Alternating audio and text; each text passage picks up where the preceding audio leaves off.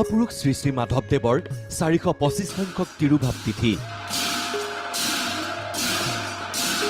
নাম কীৰ্তনেৰে মুখৰিত ৰাজ্যৰ প্ৰতিখন সত্ৰ নামঘৰসমূহ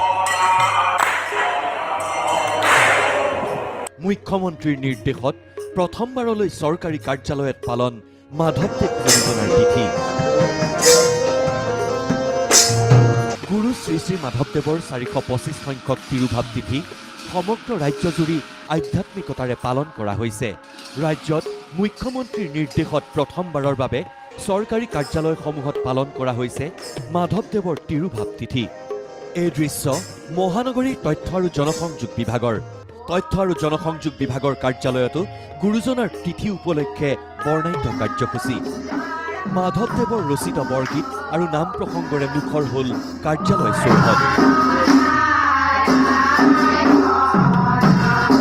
দৰঙৰ বিদেশী ন্যায়াধিকৰণ কাৰ্যালয়তো নাম প্ৰসংগৰে স্মৰণ কৰিলে মহাপুৰুষ শ্ৰী শ্ৰী মাধৱদেৱক।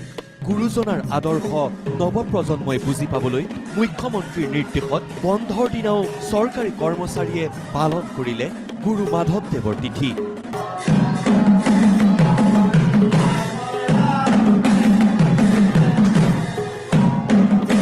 এই দৃশ্য গুৱাহাটী মেডিকেল কলেজ হাস্পতালৰ চিকিৎসক নাৰ্ছ কৰ্মীয়েও আজি পালন কৰিলে মহাপুৰুষ মাধৱদেৱৰ তিৰুভাৱ তিথি। ইফালে ভক্তিৰসত বুৰ গৈছে সত্ৰভূমি মাজুলীবাসীয়েও আধ্যাত্মিকতাৰে পালন কৰিলে মহাপুৰুষ শ্ৰী শ্ৰী মাধৱদেৱৰ 425 সংখ্যক তিৰুভাৱ তিথি। মাজুলীৰ 21খন সত্ৰৰ লগতে 300 শতাধিক নামঘৰ পুৱাৰে পৰা মুখৰ হ'ল নাম কীৰ্তনেৰে।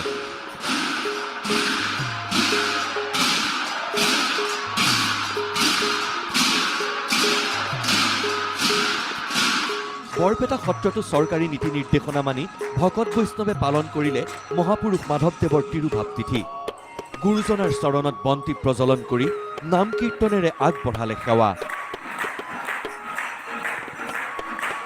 একেদৰে মাধৱদেৱ গুৰুজনাৰ জন্মস্থান নাৰায়ণপুৰ আৰু গুৰুজনাই প্ৰতিষ্ঠা কৰা যোৰহাটৰ ঢেকীয়াখোৱা বৰনামঘৰ পুৱাৰে পৰা নাম প্ৰসংগৰে মুখৰ হ'ল। এই পবিত্ৰ ভাদ মাহত মাধৱদেৱ মহাপুৰুষজনাৰ তিৰুভাৱ তিথি পালন কৰি সেৱা জনালে গুৰুজনাৰ চৰণত।